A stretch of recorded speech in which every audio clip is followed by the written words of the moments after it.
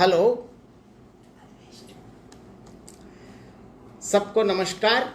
मैं Narayan Raju. I am working as a professor in the department, central university of Tamil Nadu, Thiruvarur. आज मैं गांधी दर्शन से संबंधित बातें आपके साथ मैं साझा करना चाहता हूँ। यह तो जब भी हम महात्मा गांधी जी की बात करते हैं, आम तौर पर ऐसे दो प्रकार के लोग हम देखते हैं। एक तो उनके परम भक्त होते हैं और एक उनके बिल्कुल कुछ अलग अनावश्यक व्याख्या करने वाले भी देखते हैं। लेकिन वास्तव में मोहनदास करमचंद गांधी खासकर भारत के लिए नाम से हम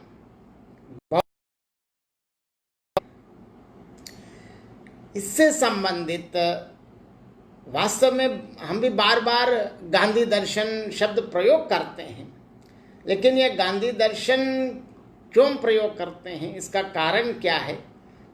गांधी दर्शन से संबंधित विषयों पर महात्मा गांधी जी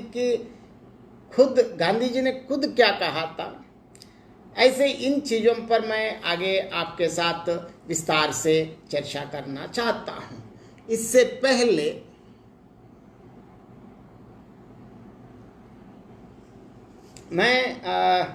पहले इस जो संपूर्ण मैं कम से कम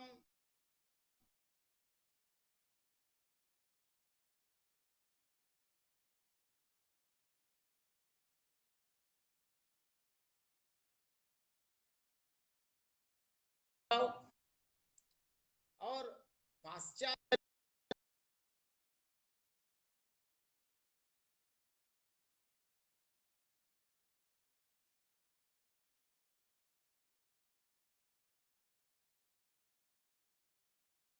उन्होंने जो भारत के सामने रखा है, उनके विभिन्न और इसके साथ साथ सब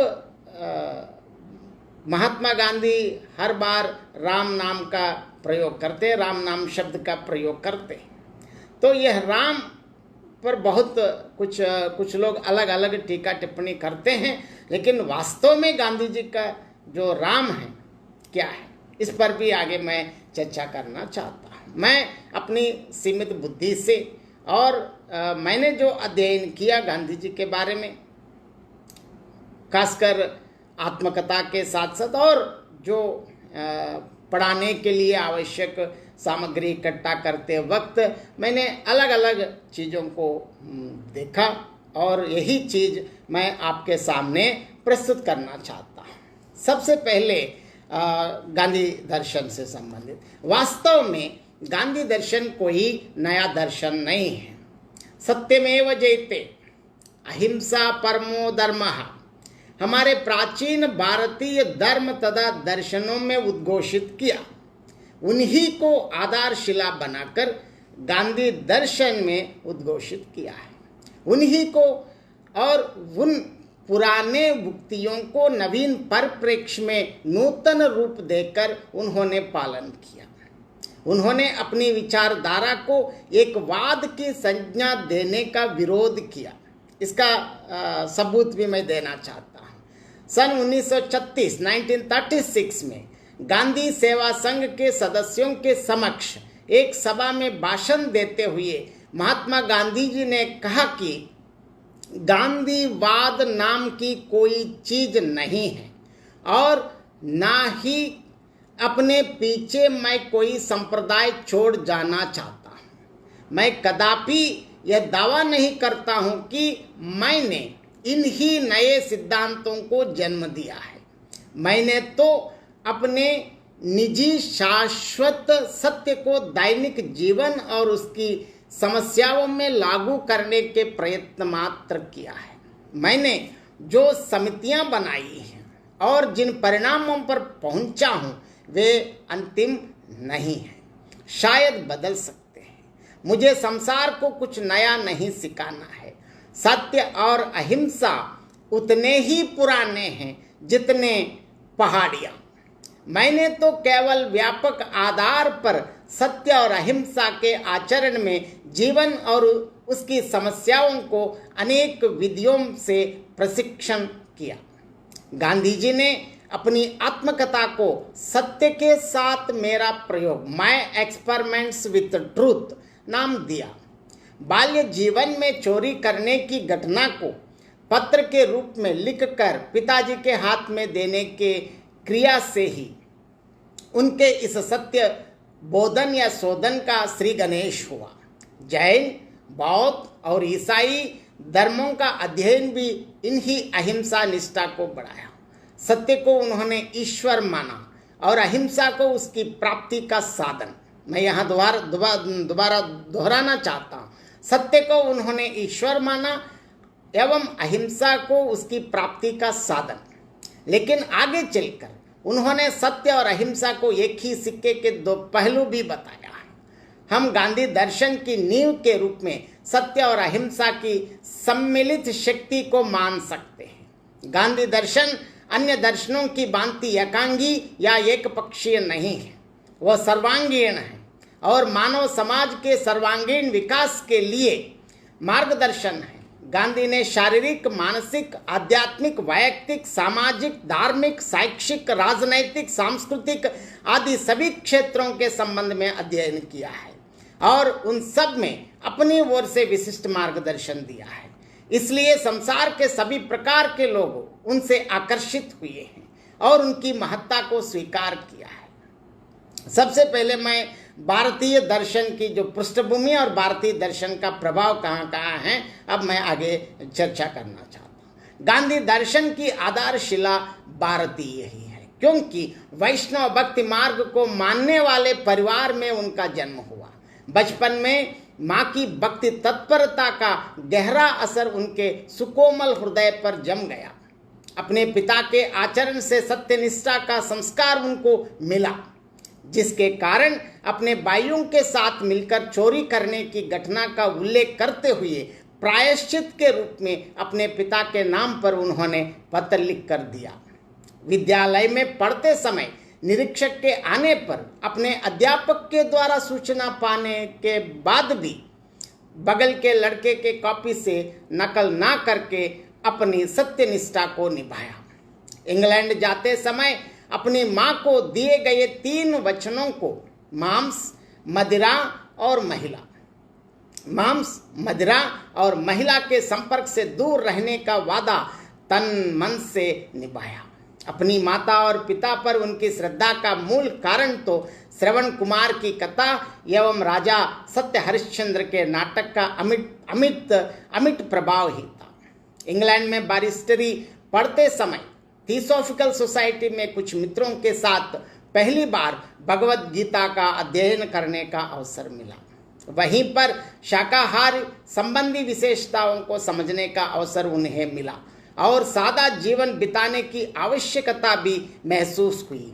प्रारंभ में वे पाश्चात्य सभ्यता की टाट बाट वाले जीवन की ओर आकर्षित हुए और बाद में परिवर्तन आने के कारण उन्होंने अपना निर्णय बदल दिया। आत्मनिरीक्षण करना, अपनी गलतियों को समझना और ईमानदारी के साथ तुरंत उन्हें सुधारना, सत्य, अहिंसा और निष्ठा के अनुकूल अपना जीवन बिताना, यही गांधी दर्शन के मूल सिद्धांत है जो भारतीय दर्शन के अभिन्न अंग है। दक्षिण अफ्रीका में रहते समय वहाँ के भारतवासियों की दयनीय दशा ने उनके जीवन की दिशा को नया मोड़ दिया। उनकी सेवा करते करते महात्मा गांधी जी ने सादा और मेहनती जीवन को अपनाया। सच्चे सेवक बनने के लिए ब्रह्मचर्य और अपरिग्रह का व्रत भी उन्होंने ग्रहण किया। भगवत गीता का अध्ययन इसके लिए काफी हद तक प्रेरक बना। भारत में आने के पश्चात श्री गोपाल कृष्ण गोखले को अपना पथ प्रदर्शक बनाकर उनकी सलाह से 1 साल तक सारे भारत में भ्रमण किया और यहाँ की आर्थिक सामाजिक परिस्थितियों को अच्छी तरह ग्रहण किया। उन्होंने आश्रम स्थापना करके अपनी साधना को आगे बढ़ाया।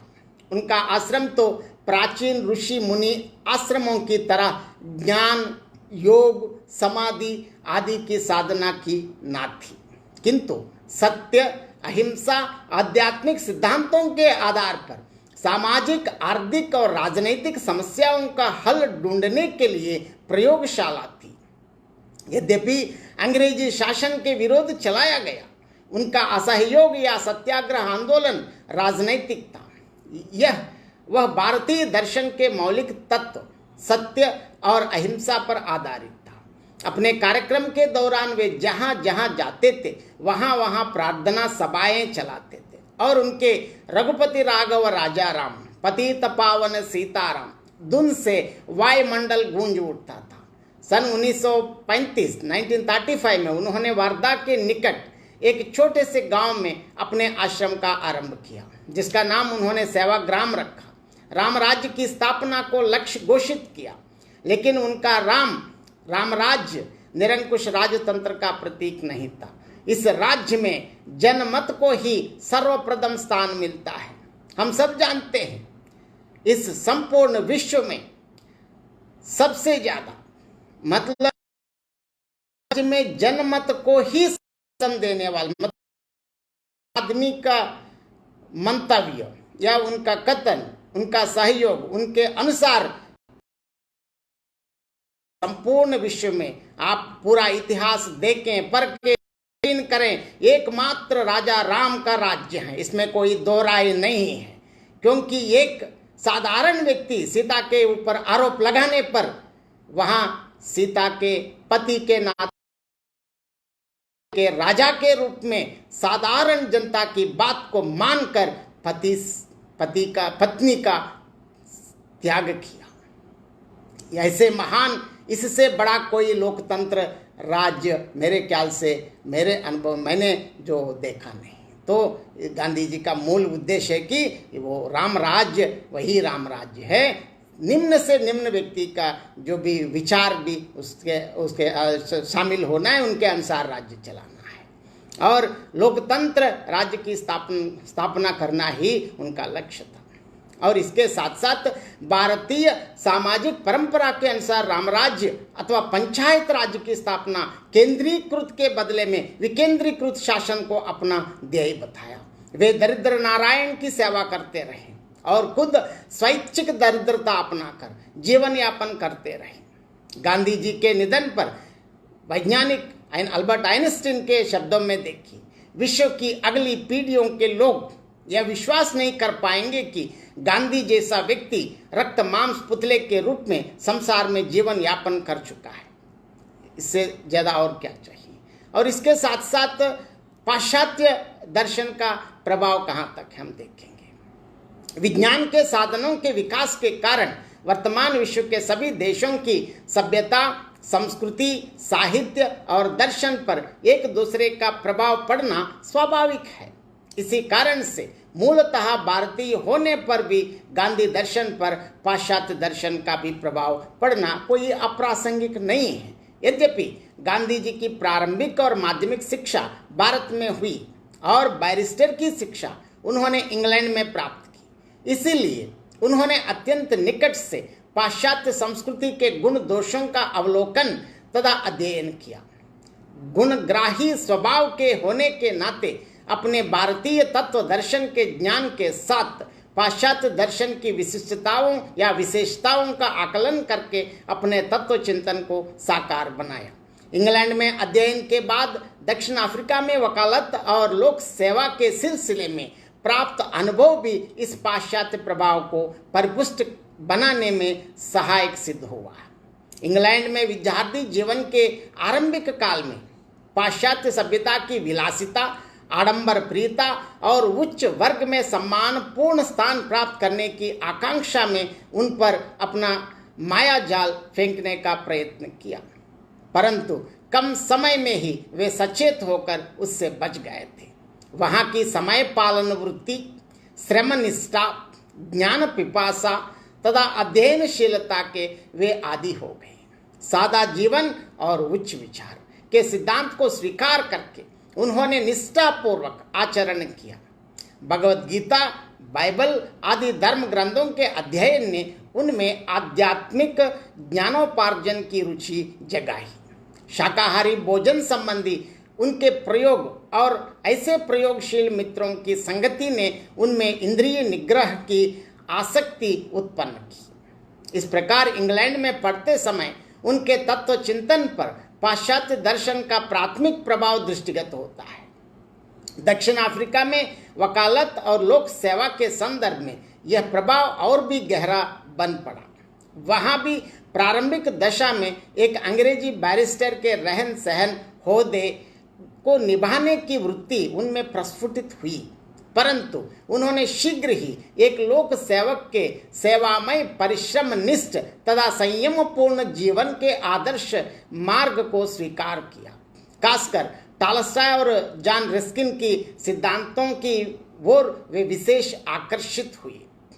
टॉलस्टॉय ने अहिंसात्मक हृदय परिवर्तन, खेतीबाड़ी की जमीन की मालकियत का विरोध, डिग्निटी ऑफ लेबर, श्रम प्रतिष्ठ आदि सिद्धांतों पर अपनी रचनाओं में जोड़ दिया।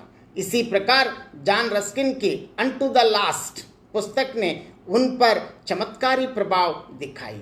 एक बार प्रिटोरिया से जोहान्सबर्ग जाते समय रेलगाड़ी के सफर में एक मित्र के द्वारा यह पुस्तक मिली, तो रात भर जाग कर उन्होंने यह पुस्तक पढ़ी और उसके मुख्य तत्वों का गहरा अध्ययन करके दूसरे दिन से ही उनको अमल में लाने का संकल्प कर लिया।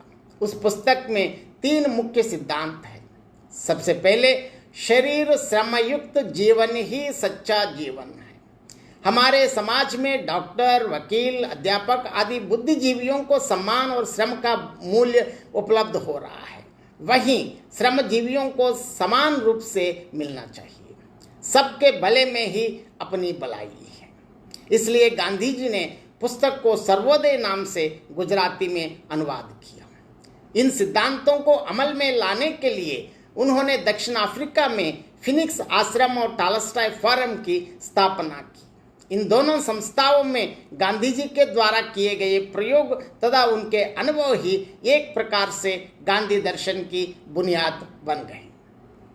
इनके अतिरिक्त गांधी जी के मन में भगवत गीता के असंग्रह सिद्धांत के संबंध में मंथन चल रहा था। तब उन्हें अंग्रेजी न्याय शास्त्र के ट्रस्टीशिप शब्द के द्वारा मार्गदर्शन प्राप्त हुआ। गांधी जी के सर्वधर्म समभाव की दृष्टि के विकास में भी पाश्चात्य दर्शन का योगदान है।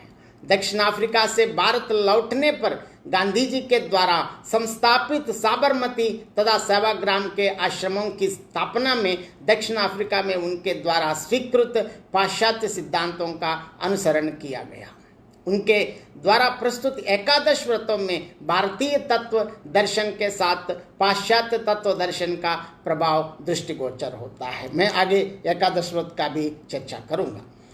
ईसाई मिशनरी के CF एंड्रूज ने गांधी जी में साकार और सजीव ईसा का दर्शन करके उनका सहचर बन गया और गांधी जी के साथ भारत में भी आकर दीन जनों की इतनी सेवा की कि वे दीनबंधु एंड्रूज नाम से विख्यात हो गए। पाश्चात्य रेड क्रॉस संस्था का प्रभाव भी गांधी जी पर पड़ा। पाश्चात्य रीति रिवाज के प्रभाव से उन्होंने अपने घर में और कार्यालय में मूत्र विसर्जन के पात्रों को स्वयं सफाई करने का रिवाज चलाया, जिसके फलस्वरूप छुआछूत की भावना के कारण उस पात्र को साफ करने से इनकार करने वाली कस्तूरीबाई से उन्हें संघर्ष मोल लेना पड़ा। अंत में इन सारे अनुभवों को निचोड़कर तथा आधार बनाकर उन्होंने अपने रचनात्मक कार्यक्रम के 18 सूत्रों में कुष्ठ रोगियों की सेवा, ग्राम सफाई, ग्रामोद्योग, स्वावलंबन आदि को महत्वपूर्ण स्थान दिया। इन सब कार्यक्रमों के लिए गांधी जी पर पड़े पाश्चात्य प्रभाव को ही श्रेय दिया जा सकता है।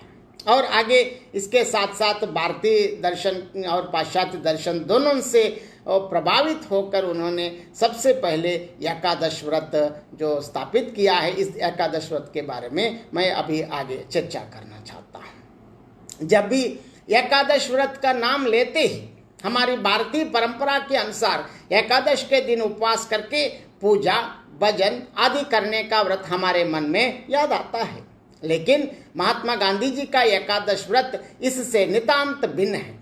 गांधी जी ने सन 1915 में गुजरात के अहमदाबाद के पास अपने प्रयोगों को चलाने के लिए साबरमती आश्रम की स्थापना की। वहां रहने वाले आश्रम वासियों के मार्गदर्शन के लिए उन्होंने कुछ नियम बनाए। ये 11 नियम ही बाद में एकादश व्रत के नाम से विख्यात हुए। बनारस के हिंदू विश्वविद्यालय में गांधी जी द्वारा दिए गए भाषण से आकर्षित होकर श्री विनोबा भावे गांधी जी के पास आए और साबरमती आश्रम में बस गए। उन्होंने आश्रम के सूचना पट पर लिखे गए 11 नियमों को पढ़ा और बार बार उन्हें याद करने की सुविधा के लिए मराठी में उनका एक श्लोक बनाया, जिसका हिंदी अनुवाद इस प्रकार है।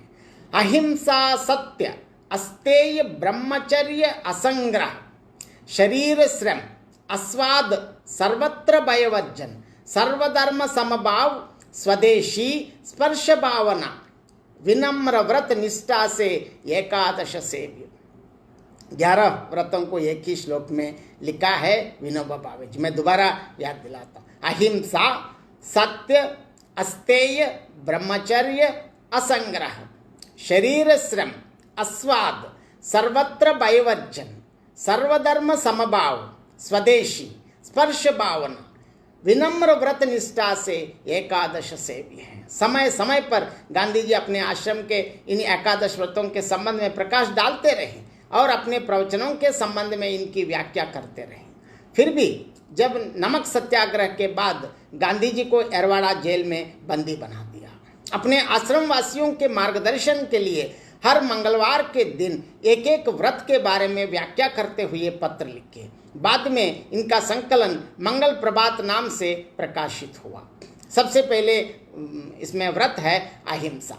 गांधी जी ने अहिंसा को अपने एकादश व्रतों में प्रथम स्थान दिया। इसका कारण यह है कि वे अहिंसा को अपने सभी सामाजिक आर्थिक राजनैतिक कार्यों में प्रधान साधन मानते थे। सामाजिक गांधी जी शुद्ध साधन को प्राप्त करने के लिए विषय पर अटल विश्वास रखते थे, इसलिए वे साधन शुद्ध पर जोर देते थे। वे यहाँ तक कहते थे कि अगर अहिंसा के द्वारा स्वराज्य नहीं मिलेगा तो हिंसा द्वारा प्राप्त स्वराज्य नहीं चाहिए। वे भारत को युग युगों से अहिंसा की तपोभूमि मानते थे। गांधी जी की दृष्टि में अहिंसा का अर्थ किसी को मारना पीटना या हत्या करना छोड़ना नहीं है। उनकी अहिंसा केवल नकारात्मक नहीं बल्कि सकारात्मक है। हर प्राणी पर प्रेम दिखाना, सबकी सेवा करना और आवश्यकता पड़ने पर दूसरों को हित के लिए अपना स्वार्थ का परित्याग करना भी उनकी अहिंसा के अंतर्गत है। उनकी अहिंसा कायरों की नहीं बल्कि बहादुरों की है। शस्त्र से दूसरों का प्राण हर कर अपने प्राण बचाने की चेष्टा करने वाला कायर होता है। अहिंसा वीर अपने लक्ष्य की प्राप्ति के लिए साहस पूर्वक अपने प्राणों की बाजी लगाता है। वो कभी भी पीठ नहीं दिखाता बल्कि छाती पर शस्त्र का प्रहार झेलता है। गांधी जी ने दक्षिण अफ्रीका और भारत में भी निरंकुश शासन के विरोध में अहिंसात्मक प्रतिशोध को ही शस्त्र के रूप में अपनाया। गांधी जी के एकादश व्रतों में अहिंसा का सर्वप्रथम स्थान है। मन वचन कर्म से मनसा वाचा कर्मणा अहिंसा का आचरण करना उनका ध्येय था। और दूसरा है सत्य। सत्यमेव जयते, यह हमारे स्वतंत्र भारत की एक आदर्श उक्ति है। सत्य का अर्थ उनकी दृष्टि में यथार्थ कहना ही नहीं था। सत्य को वे पूर्ण ब्रह्म का स्वरूप मानते थे और पूर्ण सत्य की इस मानव जन्म में प्राप्त करना असंभव भी मानते थे। प्रारंभ में वे ईश्वर को सत्य मानते थे, बाद में सत्य को ही ईश्वर मानने लगे। उन्होंने अपने आंदोलन की प्रक्रिया का नाम देने के संबंध में काफी सोच विचार किया। अंत में सत्याग्रह रखा। इसका अर्थ है सत्य का आचरण करने के लिए आग्रह, चाहे उसके लिए तन मन धन सर्वस्व का बलिदान क्यों करना पड़े। सत्य के आचरण पर दृढ़ में विश्वास न रखने वाला व्यक्ति उनकी दृष्टि में सच्चा सत्याग्रही नहीं बन सकता। अहिंसा के साधन से सत्य के साध्य तक वे पहुंचना चाहते थे। सत्य और अहिंसा एक ही सिक्के के दो पहलू हैं। इस प्रकार सत्य और अहिंसा को मिलाकर उन्होंने अपना सारा आंदोलन और सारे कार्यक्रम चलाकर दुनिया के सामने एक अनूठा उदाहरण पेश किया। अस्तेय इसका अर्थ है चोरी नहीं करना। दूसरों की वस्तु को उनके अनुमति के बिना लेना भी गांधी जी चोरी मानते थे। इतना ही नहीं, अपनी मुख्य आवश्यकता से अधिक वस्तुओं को लेना भी चोरी मानते थे। समुचित परिश्रम किए बिना अधिक वेतन लेना भी वे चोरी मानते थे। और ब्रह्मचर्य, साधारण रूप से अविवाहित रहना ब्रह्मचर्य कहलाता है। हमारी पुरानी व्यवस्था के अनुसार विद्यार्थी आश्रम को ब्रह्मचर्य आश्रम कहा जाता था, किंतु गांधी जी गृहस्थ के लिए भी इंद्रिय निग्रह की आवश्यकता मानते थे। समाज के लिए वे ब्रह्मचर्य जरूरी समझते थे। यदि कोई दाम्पत्य जीवन में लगे रहने पर अपने परिवार के पालन पोषण की चिंता में ही तत्पर है तो वो समाज या देश की सेवा क्या कर सकता है। केवल शरीर से ही नहीं, मन वचन से भी इस ब्रह्मचर्य का पालन होना चाहिए, नहीं तो वह मिथ्याचार हो जाता है। इसलिए गांधी जी इस विषय में सदा सतर्क रहते थे और दूसरों को भी सचेत करते थे। राम नाम का स्मरण, निरंतर सेवा कार्य में रहना, रात को सोने तक शरीर श्रम करना, कभी एकांत में ना रहना, स्वाद के आकर्षण में ना पड़ना, वे ब्रह्मचर्य व्रत की साधन के लिए आवश्यक मानते थे। असंग्रह, इसका अर्थ है आवश्यकता से अधिक वस्तुओं या रुपयों पैसों को संग्रह ना करना। यदि कोई आवश्यकता से अधिक वस्तुओं का उपयोग करने से वो दूसरों का अधिकार छीनने का दोषी बनता है। संग्रह के प्रलोभन से ही सामाजिक अपराध या हिंसा कांड होते हैं। किसी के संग्रह को देखकर ही दूसरों को चोरी की प्रेरणा मिलती है। जब समाज के सब लोग स्वेच्छापूर्वक असंग्रह व्रत का आचरण करने से देश में गरीबी समस्या अपने आप हल हो जाती है। शरीर श्रम, हमारे देश और कई दूसरे देशों में भी श्रमजीवियों का आदर नहीं होता है। शरीर श्रम करना हीन कार्य माना जाता है। सब लोग शरीर श्रम से बचने और केवल सफेद पोश काम धंधे या नौकरियां करना ही पसंद करते हैं। हमारे देश की शिक्षा प्रणाली में शरीर श्रम का कोई स्थान ही नहीं है। इसके फलस्वरूप श्रमजीवी और बुद्धिजीवी के नाम पर दो वर्गों में बंट गया। अतः इस भेद को मिटाने के लिए, श्रम प्रतिष्ठा बढ़ाने के लिए उन्होंने शरीर श्रम को अपने एकादश व्रत में स्थान दिया है। हर एक नागरिक काम करने से समाज में उत्पादक शक्ति बढ़ती है और बेरोजगारी भी समाप्त होती है। उन्होंने चरखे को इस शरीर श्रम का प्रतीक माना है। अस्वाद, स्वाद के प्रलोभन से हम आवश्यकता से अधिक मात्रा में भोजन करते हैं और बीमारियों के शिकार बनते हैं। इसीलिए स्वास्थ्य की दृष्टि से आहार संयम की आवश्यकता है। चित्तवृत्तियों को रोकने के लिए हमारे पूर्वजों ने सात्विक आहार लेने का उपदेश दिया है। ज्यादा मिर्च मसालेदार चीजों को खाने से एक ओर स्वास्थ्य पर बुरा असर पड़ता है तो दूसरी ओर मनोवृत्तियों की उत्तेजना होती है। इसीलिए गांधी जी ने ब्रह्मचर्य का पालन करने के लिए इंद्रियों पर विजय पाना अनिवार्य बताया। प्राकृतिक तथा बिना मिर्च मसालों का भोजन खाना, स्वाद आकर्षण से वशीभूत ना होना ही इस आस्वाद व्रत का आशय है। सर्वत्र भयवर्जन, इसका अर्थ है निर्भयता, सत्य बोलना और सदा सत्य का आचरण करने और असत्य का विरोध करने के लिए निर्भयता बहुत अनिवार्य है। गांधी जी ने अत्याचारी और निरंकुश विदेशी शासन के प्रति विरोध करने के लिए सत्याग्रहों को निर्भयता का पाठ पढ़ाया। घर में लोक लाज के मारे पड़े रहने वाली स्त्रियों को भी उन्होंने निर्भयता का पाठ सिखाकर सत्याग्रह संग्राम में वीर नारियों के रूप में उन्हें प्रोत्साहित किया। निर्भयता को समाज विरोधी कामों के लिए दुरुपयोग न करके लोकहित के लिए सदुपयोग करना चाहिए। सर्वधर्म समभाव, सभी धर्म ईश्वर की प्राप्ति के लिए ही साधन मात्र हैं। इनमें कोई बड़ा या छोटा नहीं है। धार्मिक असहिष्णुता या सांप्रदायिकता के कारण हमारे देश में और दूसरे देशों में भी अनेक प्रकार के झगड़े होते रहते हैं। गांधी जी के अनुसार सबका ईश्वर एक है। सर्वमानव सौभ्रातृत्व की वृद्धि करने के लिए सर्वधर्म समभाव की जरूरत है। गांधी जी आश्रम में प्रार्थना करते समय सभी धर्मों के मुख्य ग्रंथों से कुछ अंशों को पढ़ाया करते थे। उनके आश्रम में सभी धर्मों के लोगों को समान स्थान मिलता था। हमारे देश के सांप्रदायिक सद्भावना के लिए सर्वधर्म समभाव का व्रत पालन करना अत्यंत आवश्यक है। स्वदेशी भावना, अपने देश में बनी वस्तुओं के प्रति आदर रखना, अपने ग्रामीण उद्योग धंधों को प्रोत्साहित करके गरीबी और बेरोजगारी को मिटाना ही इसका आशय है। इसलिए गांधी जी ने विदेशी वस्तु बहिष्कार आंदोलन शुरू किया। किसी भी देश की सभ्यता, संस्कृति, साहित्य, भाषा इत्यादि के प्रति श्रद्धा बढ़ाने और संसार के देशों में प्रतिष्ठा पूर्वक अपनी अस्मिता को सुस्थिर रखने के लिए स्वदेशी भावना अत्यंत आवश्यक है। लेकिन इसका मतलब यह नहीं है कि विदेशियों से द्वेष करना या उनसे पारस्परिक संबंध ना रखना। और स्पर्श भावना, इस देश में सदियों से जड़े जमाकर बैठी छुआछूत को अंत करने के लिए गांधी जी ने स्पर्श भावना को अपने एकादश व्रतों में जोड़ा। मनुष्य मात्र की समानता को स्वीकार करना, किसी को भी आवश्यकता पड़ने पर छूने से इनकार ना करना इसका मतलब है। गांधी जी ने अपने आश्रम में अनेक अछूत परिवारों को आदरपूर्वक स्थान दिया। इसके लिए अनेक कष्टों को झेलने पर भी गांधी जी कभी भी विचलित नहीं थे। देश भर में भ्रमण करके उन्होंने छुआछूत का खंडन किया।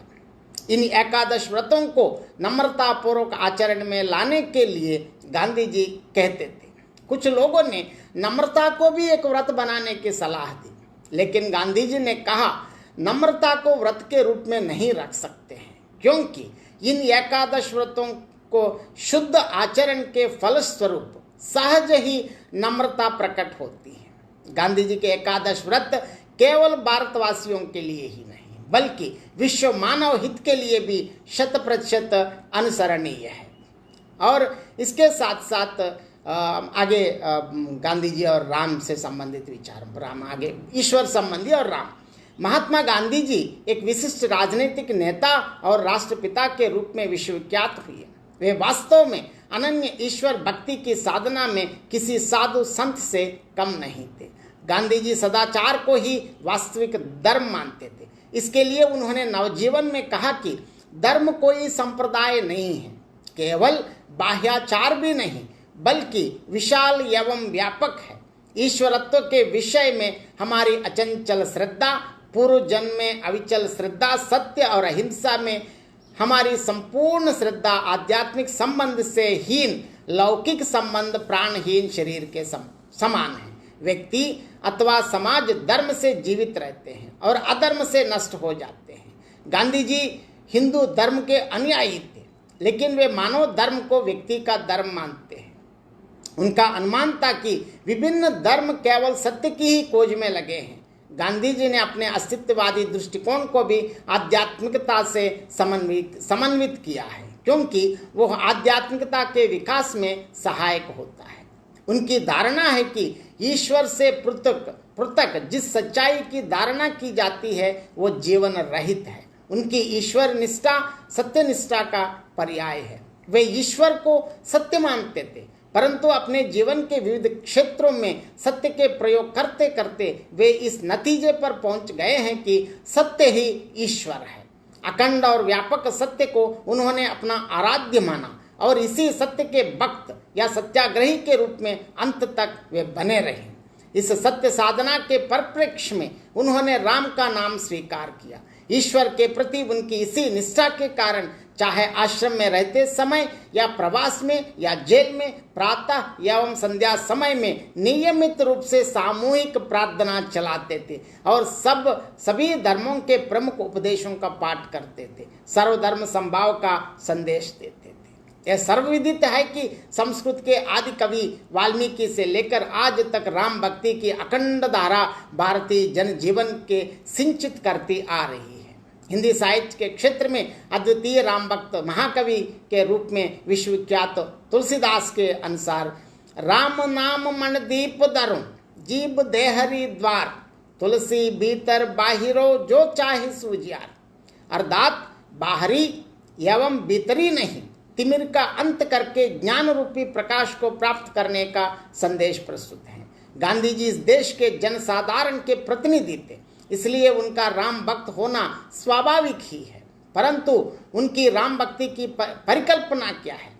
क्या भारत की परंपरागत भक्ति का अनुगमन करना ही उनका ध्येय था? किस परिप्रेक्ष्य में उन्होंने राम को स्वीकार किया, इस पर विचार करना आवश्यक है। गांधी जी के आत्मकथा से विदित होता है कि उनके बचपन में उनके मन का भय दूर करने के लिए घर की नौकरानी रंबा ने उन्हें राम का नाम लेने का उपदेश दिया। उनकी माता पुतली बाई की पुनीत भक्ति भावना ने भी उनके हृदय पर अमिट छाप डाली। तब से उनके मन में राम नाम पर अचंचल श्रद्धा जाग गई। जब कभी उनकी व्यक्तिगत, सामाजिक या राष्ट्रीय जीवन में कोई संकट उपस्थित होने से उन्होंने राम पर भरोसा रखकर ही उनका सामना किया। सत्य निष्ठा का संदेश बचपन में ही सत्य हरिश्चंद्र नाटक को देखने से मिला। पिता के वचन का पालन करने के लिए साम्राज्य वैभव को तृण समान परित्याग करके वनवास स्वीकार करने वाला मर्यादा पुरुषोत्तम श्री राम के प्रति श्रद्धा होना स्वाभाविक ही था। गोस्वामी तुलसीदास का रामचरितमानस का पाठ उनकी दैनिक प्रार्थना का प्रधान अंश बन गया। रघुपति राघव राजा राम, पतित पावन सीताराम धुन उन्हें अत्यंत प्रिय थी। अंत में यहाँ अनजाने या अनभिज्ञ कारणों से खासकर महात्मा गांधी जी के परम भक्त और स्वतंत्र सेनानी श्री नाथूराम गॉडसे जी के 3 गोलियां की मार खाने के बाद भी हे राम कहते हुए उन्होंने अपनी आखिरी सांस छोड़ दी।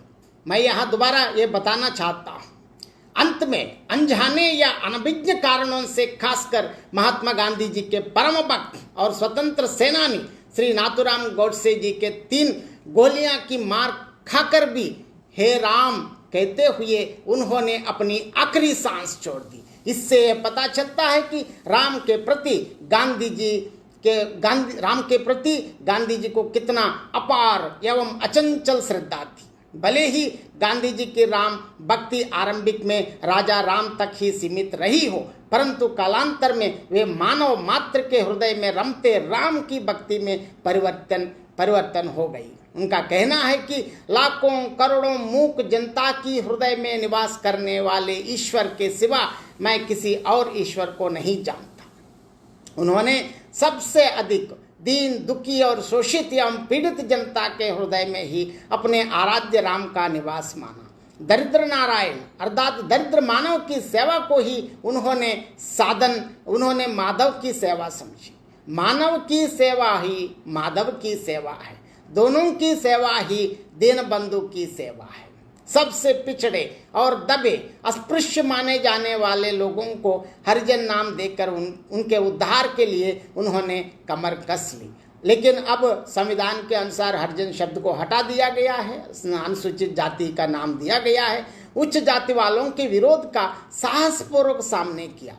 उन्होंने जीवन भर दीन दुखियों की सेवा की ओर इसी को दरिद्र नारायण की सेवा नाम देकर सबको इस सेवा के लिए प्रोत्साहित करते रहे। वे सदा इस प्रकार कहते थे कि मैं राज्य नहीं चाहता, ना ही स्वर्ग और ना ही मोक्ष, बल्कि पीड़ित दुखियों के दुख का नाश चाहता हूं। इस प्रकार गांधी जी अंतिम क्षण तक दुखित प्राणियों के दुख दूर करने के लिए निरंतर प्रयास किया और सर्वव्यापी और सर्वांतर्यामी ईश्वर के अर्थ में ही राम का नाम लिया। उनका राम अल्लाह, खुदा, गॉड, अलमाइटी, श्रीमन नारायण आदि का पर्यायवाची है।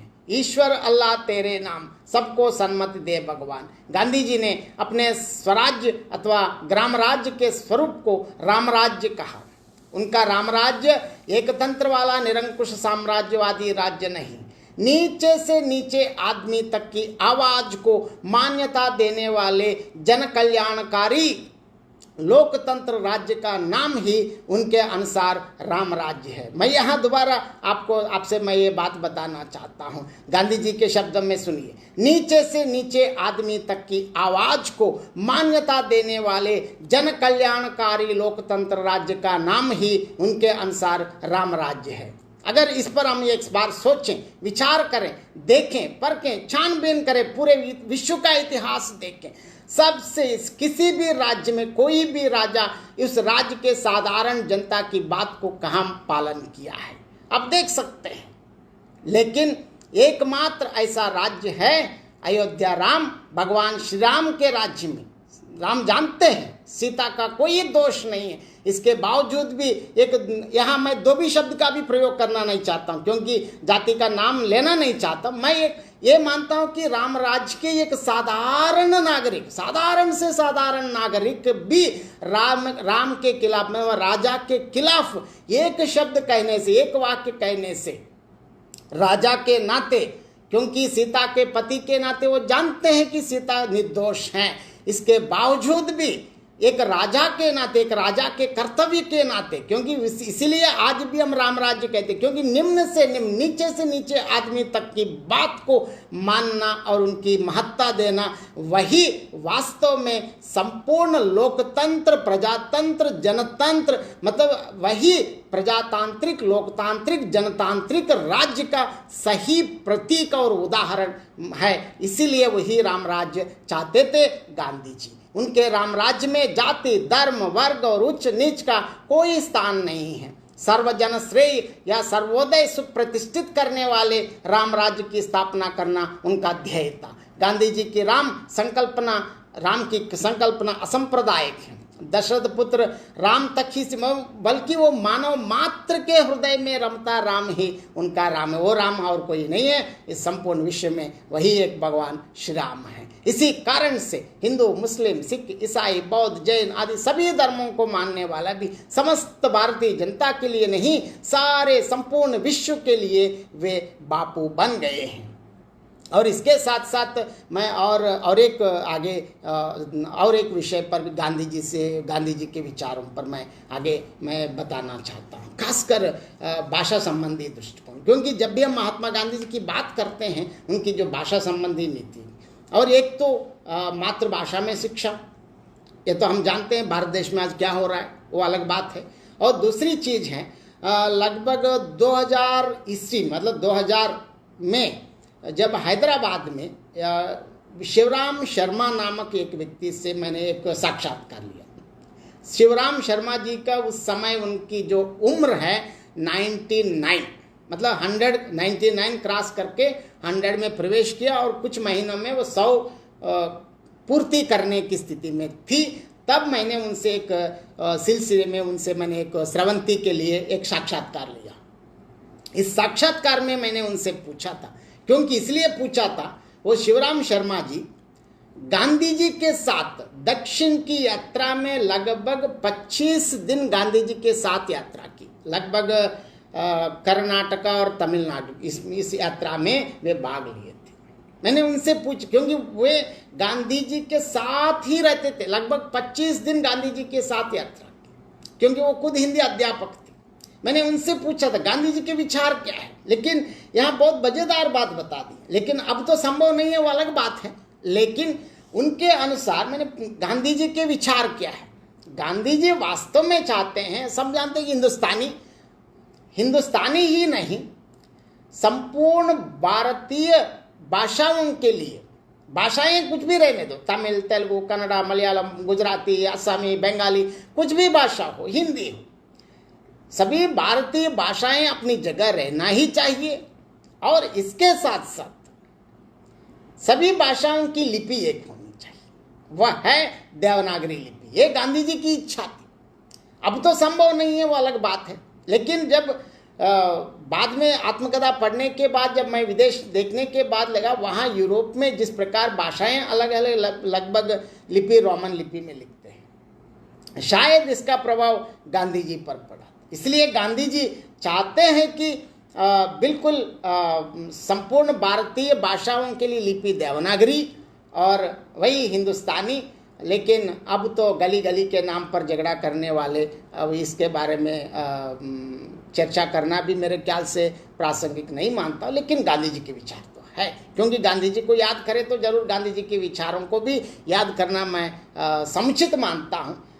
ये तो 2000 ईस्वी की बात, 2000 मतलब 2000 जहाँ उसी समय अक्टूबर या नवंबर में स्रवंती के लिए मैंने ये इंटरव्यू लिया।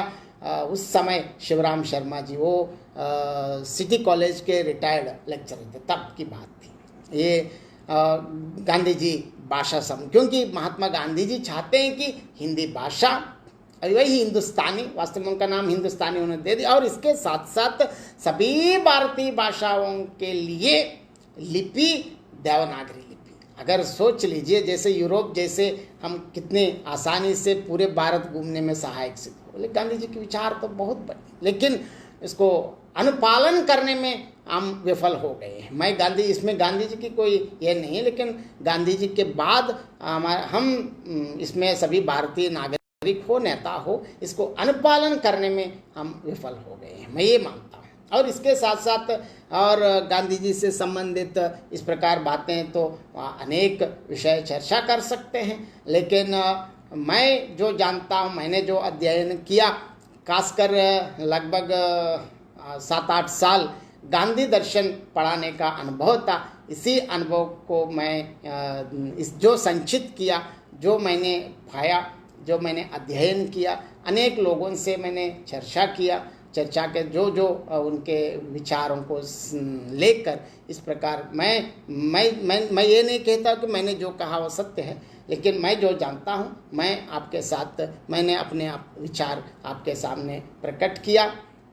और इसके साथ साथ सबसे ज़्यादा खासकर आज जो हिंदी जो प्रेमी इसमें यहाँ मुल्ला आदम हमारे एक शोधार्थी है तिरुपति विश्वविद्यालय के, मैं जानता भी हूँ, लड़का अच्छा है, हिंदी के बहुत प्रेमी हैं, हिंदी के प्रति समर्पित यह लड़का, जो आज मुझसे अनुरोध किया है कि सर आप किसी भी विषय पर आप अपना कुछ वक्तव्य दीजिए। मैंने कहा तो ठीक है।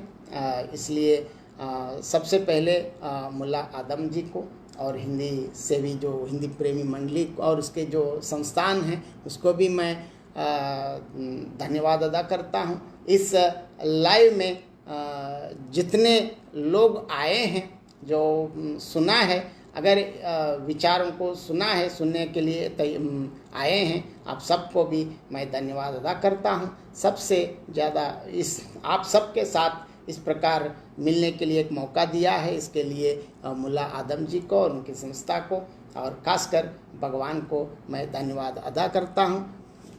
जय श्री राम।